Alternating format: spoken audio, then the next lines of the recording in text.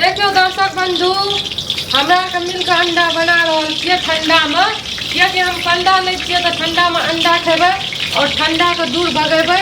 देखियो हमरा केना अंडा बना रहल छियै, अहाँ सब केना बना रहल छियै अहाँ के बतबू।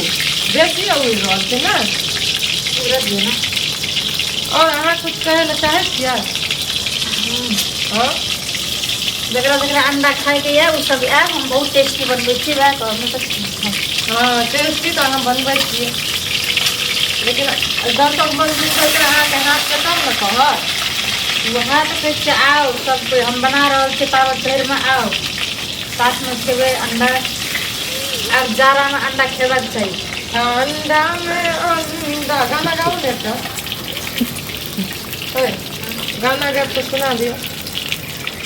हम गाबू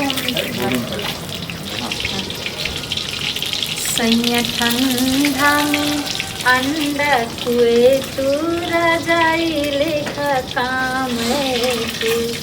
सैया ठंडा में अंडा कुए तू रजाई लेखा काम तू।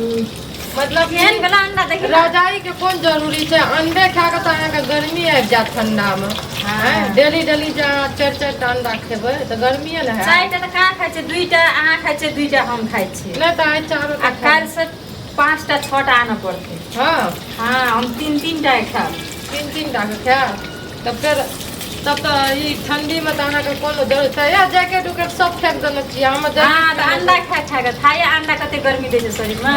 दर्शक बंधु देखियो अंडा खाए के कथी फायदा है? जैकेट नहीं लगवा पड़े छै, देखियो एनर्जी रहे छै। भोर के 4 बजे उठे छी। हाँ 4 बजे उठ के कथी कथी करे छियै? 4 बजे उठ के कथी कथी करे छै, काम भी आवे छै सबटा एक क्षण। तकर बाद रोज का अंडा साँझ बिहान पकबै छियै, खाइ छियै।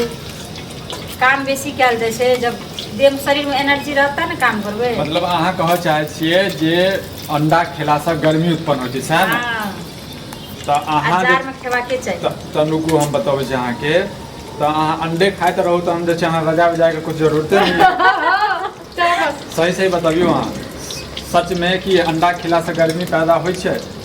अहाँ बताबू पहले, अहाँ बताबू नहीं तो हिनकर चोरी कर दे। अहाँ बताबू अंडा खेला से की गर्मी पैदा होइ छै? गर्मी पैदा हाँ मतलब जेना कहलखिन ना हमरा अंडा खाइ छी तो गर्मी होइ छै। हम जब जब खाइ छी तो कनी देह में गर्मी आबै है। हाँ तो ओइ दिन की अहाँ मतलब जेना एखन ठंड के समय छै तो अहाँ जे छै रजाई नहीं ओढ़ै छियै या कपड़ा नहीं पहिरै छियै? हां पहनै छियै ना।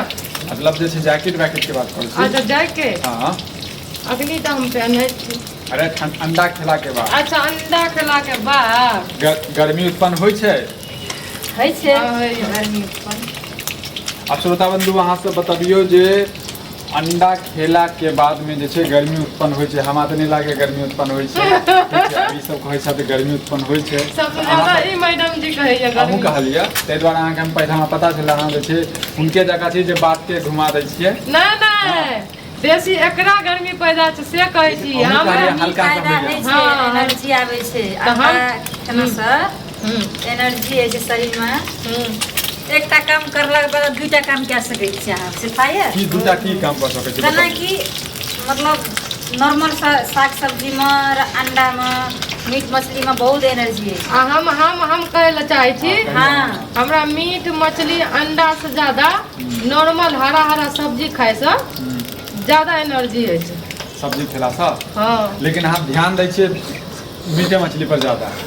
अरे की करिए त ई बेसी ध्यान दै रहल नहीं जाइ छै। देखियो हिनका रहल नहीं जाइ छै, सच बात बताबी तो हिनका रहल नहीं जाइ छै बुझलिए। कहै छै ना जे छोड़ल नहीं जाइए छोड़ल नहीं जाइ छै। अंडा सबसे ज्यादा यहाँ खेता बुझलिए। लेकिन कहै छथिन झूठ बोल के मीट मछली हम मतलब ओते नहीं पसंद है हमरा। चलो श्रोता बंधु अहाँ सब जे कमेंट करू वीडियो के जे छै देखियो और सब मिलजुल के सबटा पारिवारिक छथिन मिलजुल के अंडा बनाबै छथिन। तो अहिना सब प्यार दुलार दियो जिनका जिनका खाके ये से बेटा अपना अपना घरे पर बनाओ अंडा। अकेला 2टा अंडा खाया हिनका तो हम घर के दबा के अहाँ सब अंडा जे छै अपना घरे पर बनाओ।